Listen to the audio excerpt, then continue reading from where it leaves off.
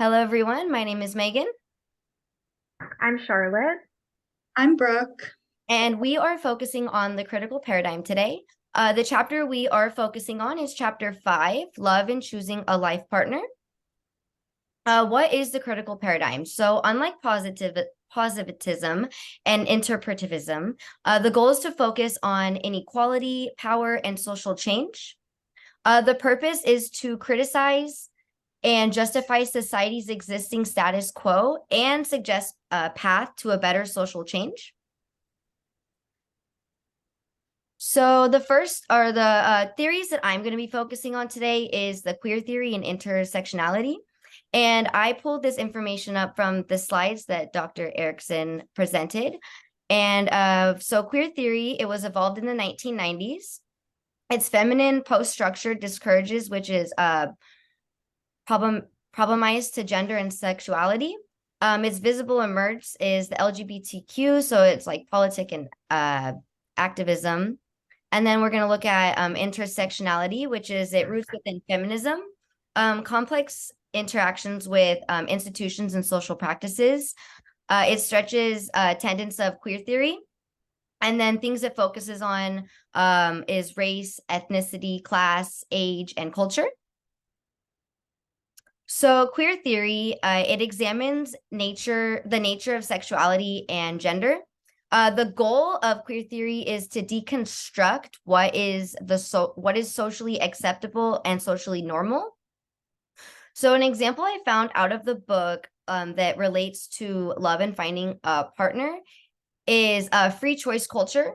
So I believe that everyone has like the choice to love who they want, regardless of or loving whoever they want with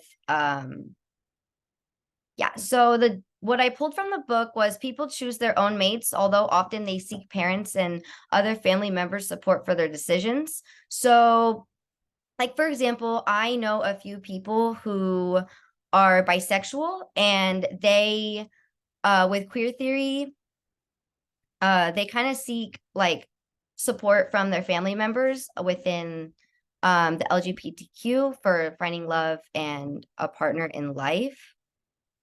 And then intersectionality is the idea that we as humans have multiple identities, such as race, ethnicity, class, age, culture, that all can overlap with each other. And the goal is acknowledge. And then an example, I pulled this from the book, heterogamy. It is uh, choosing someone dissimilar in race, age, education, religion, and social class. So this kind of intersectionality kind of plays a role with choosing a partner in life because anyone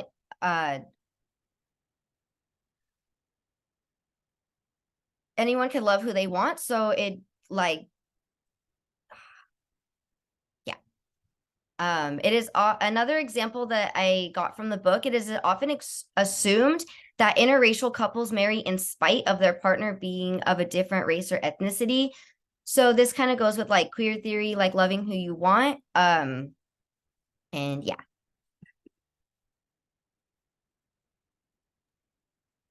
My name is Charlotte Cooper, and I'm going to be talking about conflict theory in the lens of the critical paradigm. So, conflict theory, from my understanding of uh, the critical paradigm, is that it's necessary and it's positive, and that these are things that should be studied and analyzed. So, the types of conflict can be identified in two different ways.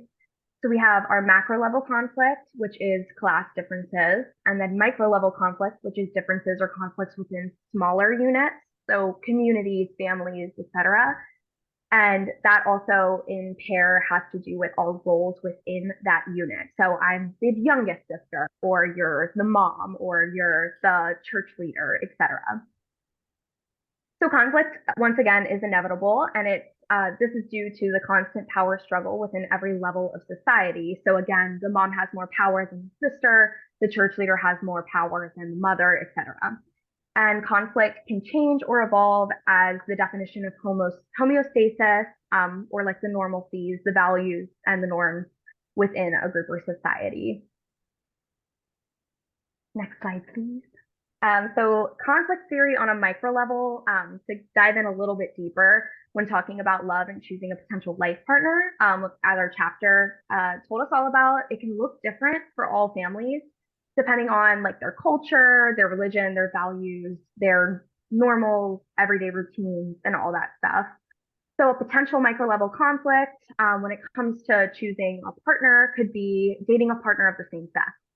So this could lead to religious parents feeling upset or uncomfortable that their children are dating outside of what they seem as normal. So in that case, being a heteronormative stereotype. And then this conflict can lead to many outcomes, positive or negative, regarding the family's relationship. But it can lead to a resolution that can change the values of the parents, or even the children, depending on who's having the moral dilemma. So 20% of people perceive that their parents would disapprove if they married outside their religion or culture. So as we can see, there's a large amount of people that feel like they have this conflict in their families when trying to find love.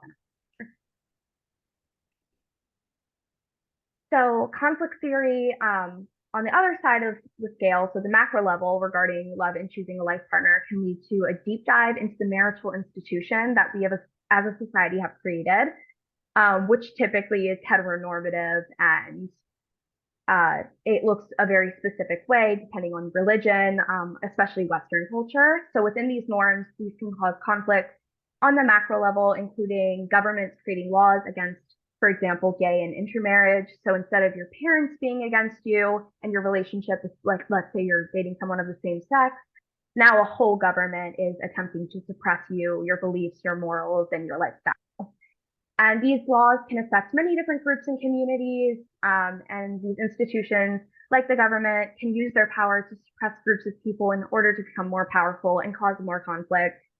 And so I had pulled an example that among Native American children resulting from interracial unions, they can be vulnerable to losing their federal tribal benefits because they must be at least 1/4 Indian. This again, while it has conflict positive, it can also lead to negative conflict as well.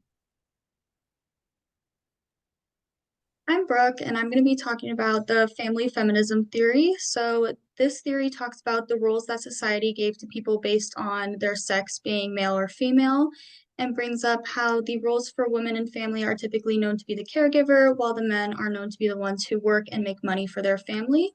And there are many different types of feminists, which include liberal feminists, Marxists, radical, socialists, and cultural feminists. One of the assumptions that the family feminist theory is that gender roles are a concept that society made up. We were not born to know, like, oh, boys play with these types of toys and girls play with these types of toys. It is all things that society made up. And when speaking on gender norms, it is said that masculinity and femininity are defined by a power relationship, and it is the domestic sphere where subordination and domination are more clearly revealed. And men are known to be the more dominant gender in the relationship, while women are known to be submissive to their male partner. When it comes to finding a life partner in the feminist theory, people are going to look for others who share their opinions about gender norms. If a woman or man feel that they would like to be part of a relationship that has the typical nuclear family feel, where the men go and support their family with money and the women support their family with care and food, they'll find a life partner who agrees and has similar views. While if a woman or man feel that they do not agree with the typical dominant and submissive relationship, they will tend to go, that the feminists tend to go against, they will try to find a life partner that agrees and has that feminist quality and belief.